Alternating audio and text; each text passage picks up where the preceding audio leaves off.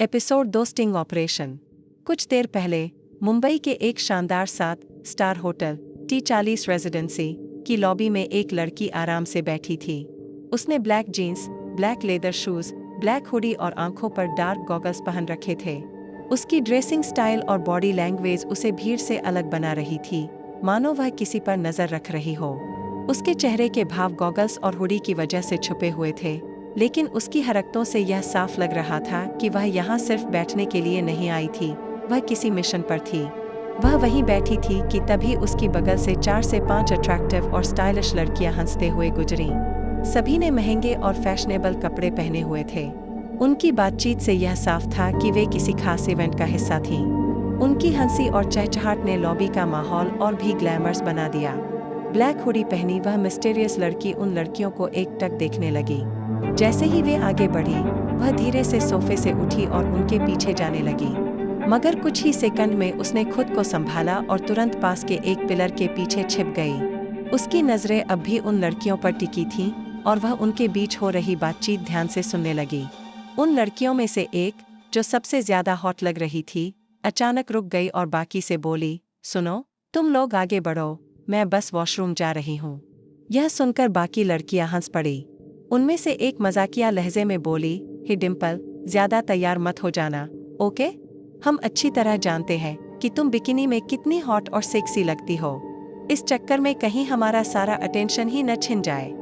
इस पर डिम्पल, जो अपने लुक्स को लेकर पूरी तरह कॉन्फिडेंट थी, मुस्कुराई और अपने लंबे बालों को लहराते हुए बोली, अरे यार, मुझसे भी ज्यादा हॉट और सेक्सी फॉरेनर लड़कियां अंदर होंगी, तो इनसिक्योर होने की कोई जरूरत नहीं। उसकी आवाज में हल्की शरारत थी। पिलर के पीछे छुपी ब्लैक हुडी वाली लड़की, जो अब तक उनकी बातें सुन रही थी, उनकी बातचीत से बुरी तरह इरिटेट हो गई। उसकी मुट्ठियां हल्के से भींच गईं और वह मन ही मन बुदबुदाई, इनकी इनसिक्योरिटी तो मैं दूर करके ही रहूंगी। इसी बीच डिम्पल वॉशरूम की ओर बढ़ गई, लेकिन डिम्पल नहीं जानती थी कि किसी की नजरें उस पर टिकी हुई थीं। ब्लैक हुडी पहनी मिस्टीरियस लड़की भी बिना आवाज किए उसके पीछे पीछे निकल पड़ी। डिम्पल वॉशरूम में दाखिल होते ही शीशे के सामने खड़ी हुई और अपने बालों को संवारते हुए हल्की मुस्कान के साथ खुद को निहारा। उसने अपना पर्स एक कोने में रख दिया और बेसिन के पास जाकर अपने चेहरे पर ठंडे पानी के छींटे मारे। उसने अपने चेहरे को हल्के हाथों से पोंछा और जैसे ही वापस अपने पर्स की तरफ मुड़ी, उसका दिल एक पल के लिए थम सा गया। बिकनी और VIP पास दोनों गायब थे। डिम्पल की आंखें एकदम चौड़ी हो गईं और वह घबराहट में पर्स को तेजी से टटोलने लगी। हर चीज वहीं थी, बस वही 2 चीजें गायब थीं जिनकी उसे सबसे ज्यादा जरूरत थी। क्या बकवास है, वह बड़बड़ाई। घबराहट के मारे उसका दिल तेजी से धड़कने लगा। अचानक उसे एक अजीब एहसास हुआ, जैसे यहाँ कुछ गड़बड़ थी। उसने झटपट वॉशरूम का दरवाजा खोलने के लिए हैंडल घुमाया, लेकिन हैंडल हिला तक नहीं। दरवाजा बाहर से लॉक था। डिम्पल की सांसें तेज हो गईं और गुस्से और झुंझलाहट से उसने दरवाजे को जोर से धक्का दिया, फिर लात मारकर चिल्लाई, व्हाट द फक? यह वॉशरूम का दरवाजा बाहर से कैसे लॉक हो गया? उसकी आवाज बाथरूम की दीवारों से टकराकर गूंज उठी, लेकिन बाहर से कोई जवाब नहीं आया। वहीं बाहर ब्लैक हुडी पहनी मिस्टीरियस लड़की अब एक बैग अपने हाथ में पकड़े खड़ी थी, जिसमें डिम्पल की बिकनी और VIP पास रखा हुआ था। उसके चेहरे पर हल्की सी शरारती मुस्कान थी। वह अपने हाथ में मोबाइल को धीरे धीरे घुमा रही थी और बेहद धीमी आवाज में एक गाना गुनगुना रही थी। उसकी चाल में एक अजीब सुकून और शांति थी। फिर वह सीधी दूसरी तरफ बने लेडीज वॉशरूम में दाखिल हो गई। मुंबई से थोड़ी दूर एक जंगल जैसे इलाके के बीचों बीच एक विशाल शाही पैलेस खड़ा था। यह पैलेस पूरी तरह सफेद संगमरमर से बना था और उस पर पड़ती सूरज की रोशनी उसे ऐसा चमका रही थी जैसे वह कांच से बना हो। महल के चारों ओर एक ब्यूटीफुल गार्डन फैला था, जहां अलग अलग किस्म के विदेशी फूल अपनी खुशबू बिखेर रहे थे। पैलेस के सामने एक विशाल सफेद फाउंटेन बनी थी, जिसके चारों तरफ 4 शेरों की मूर्तियां थीं। उनके खुले हुए मुंह से पानी तेज धार में गिर रहा था, जिससे फाउंटेन की खूबसूरती और भी ज्यादा निखर रही थी। महल से थोड़ी दूरी पर एक अस्तबल था, जहां बेहतरीन नस्ल के घोड़े बंधे थे और ठीक पीछे एक आर्टिफिशियल झरना बह रहा था।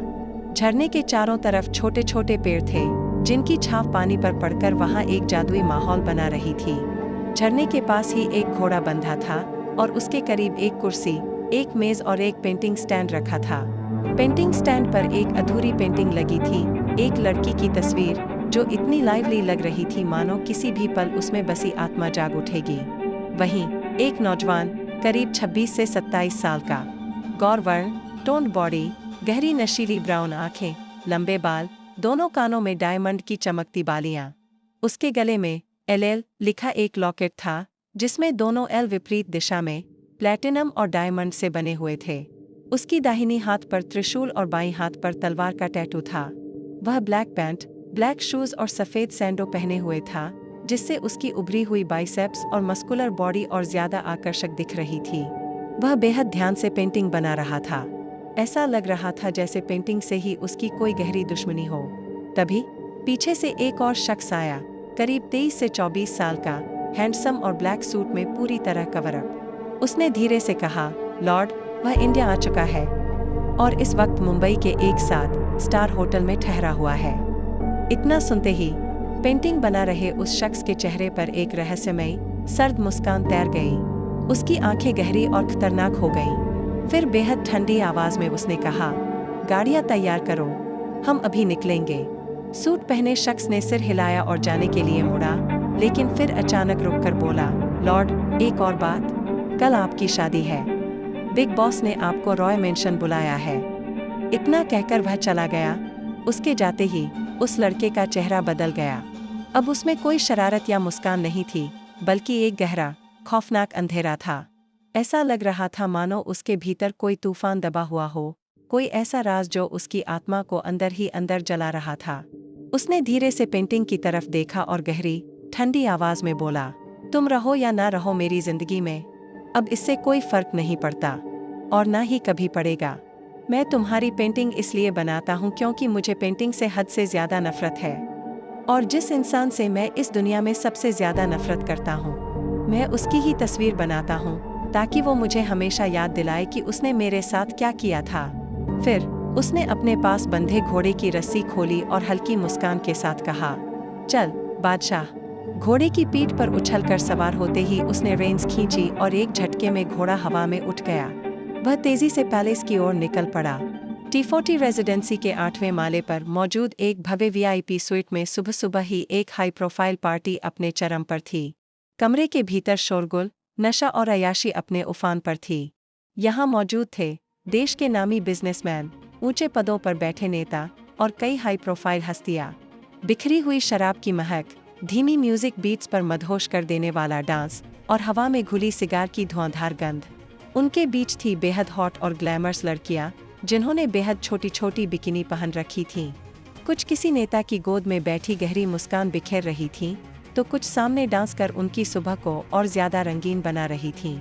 कोई नहीं जानता था कि यहाँ एक ऐसा साया भी मौजूद है जो इस रंगीन महफिल में खामोश तूफान बनकर आया था। आने वाले कुछ घंटों में यहाँ जो होने वाला था वह कई जिंदगियों को तबाह कर सकता था। इस भीड़ के बीच एक लड़की थी जिसकी उम्र 21 साल के आसपास थी।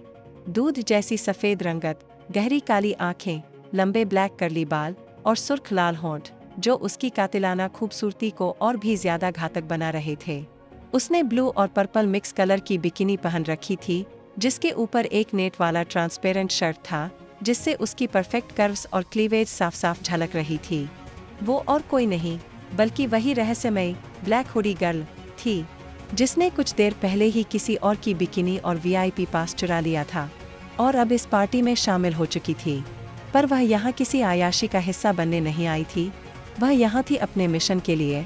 इस भीड़ में सबसे छिपकर, सावधानी से, वह अपनी बैग से एक छोटा स्पाई कैमरा निकाल रही थी। हजारों कैमरों की फ्लैशलाइट्स के बीच उसकी उंगलियां अपने जाल बिछा रही थीं। किसी को भनक तक नहीं थी कि इस रंगीन पार्टी में एक तूफान छुपा बैठा है। स्नेहा ने अपनी आखिरी स्पाई कैम सेट किया और अपने कान पर हाथ रखते हुए ईयरपॉड को एक्टिव किया। उसकी आंखों में तेजी और फोकस था, जैसे किसी मिशन को अंजाम देने के लिए पूरी तरह तैयार हो। प्रीति, मेरी आवाज सुनाई दे रही है? कुछ सेकंड्स की शांति के बाद ईयरपॉड में से एक जानी पहचानी आवाज आई। हाँ, हम सुन सकते हैं। स्नेहा ने तुरंत पूछा, जो भी कैमरे लगाए हैं, सब कुछ क्लियर दिख रहा है ना? हाँ, सब ओके है। और सुन, जल्दी से कैमरा सेट कर और वहां से निकल। स्नेहा हल्का सा मुस्कुराई और चिढ़ाते हुए बोली, ओके, बेबी। होटल से कुछ ही दूरी पर एक संकरी गली में एक ब्लैक वैन खड़ी थी। वैन के अंदर छोटे छोटे टीवी स्क्रीन लगे हुए थे, जिनमें होटल के वीआईपी स्वीट के अंदर की हर हलचल लाइव दिख रही थी। वैन के अंदर बैठे थे अमन और प्रीति। प्रीति ने स्क्रीन से नजरें हटाए बिना अपने बगल में बैठे अमन से कहा, अमन, क्या तुम मेरे लिए एक कोल्ड कॉफी ला सकते हो? अमन ने हल्की शरारती मुस्कान के साथ कहा, जी महारानी साहिबा, बस हुक्म दीजिए, आपका बंदा आपकी खिदमत में हाजिर है। प्रीति उसकी बातें सुनकर हंस पड़ी और अमन भी मुस्कुराता हुआ कॉफी लेने वैन से बाहर चला गया। तभी स्नेहा से कनेक्शन कट गया। प्रीति ने तुरंत अपने हेडफोन का माइक ऑन किया और कहा, हे स्नेहा, क्या तुम मुझे सुन रही हो? Hello hello. लेकिन कोई जवाब नहीं आया। उसके चेहरे पर परेशानी की लकीरें साफ दिखने लगीं। कहीं कुछ गड़बड़ तो नहीं हो गई? उसका दिल अचानक तेजी से धड़कने लगा। उसने स्क्रीन पर स्नेहा को ढूंढने की कोशिश की, लेकिन कैमरों में वो कहीं नजर नहीं आई। अब प्रीति की घबराहट और बढ़ गई थी। यह कैसे हो सकता है? स्नेहा अचानक कहाँ गायब हो गई? T40 रेजिडेंसी के पीछे वाले गेट के सामने अचानक माहौल में सन्नाटा छा गया। एक के बाद एक 6 से 7 काली रंग की लेक्सस बुलेट प्रूफ गाड़ियां वहां आकर रुकीं। गाड़ियों के गहरे काले शीशों के पीछे छुपा मिस्ट्री किसी बड़े तूफान का संकेत दे रहा था।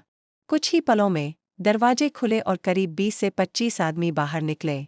सभी ने ब्लैक सूट पहन रखा था और चेहरों पर मॉन्स्टर स्टाइल हेलमेट मास्क थे, जो उन्हें और भी ज्यादा खौफनाक बना रहे थे। उनकी मौजूदगी से ही माहौल भारी हो गया था। बीच में खड़ी सबसे आलीशान गाड़ी का दरवाज़ा खुला और एक शख्स अंदर से बाहर निकला। उसकी मौजूदगी ही बता रही थी कि यह साधारण आदमी नहीं है, बल्कि कोई बड़ा खिलाड़ी है। ब्लैक सूट, ब्लैक ओवरकोट और चेहरे पर सींगों वाला हेलमेट मास्क, वो किसी फिक्शनल डेविल जैसा दिख रहा था। वो और कोई नहीं, एलेल था, जिसके नाम से मौत भी खौफ खाता हो। उसने गाड़ी के रनिंग बोर्ड पर दोनों पैर रखकर एक नज़र होटल पर डाली। उसकी आंखों के पीछे छुपा इरादा रहस्यमय, खतरनाक और बेहद सर्द था। कुछ सेकंड तक होटल को घूरने के बाद उसने एक लंबी सांस ली और फिर पूरी रॉयल अंदाज में गाड़ी से नीचे कूद गया। क्या स्नेहा अपने मिशन में कामयाब हो पाएगी? जानने के लिए सुनते रहिए माई पैशनेट लवर, सिर्फ और सिर्फ love Lord author YouTube channel पर।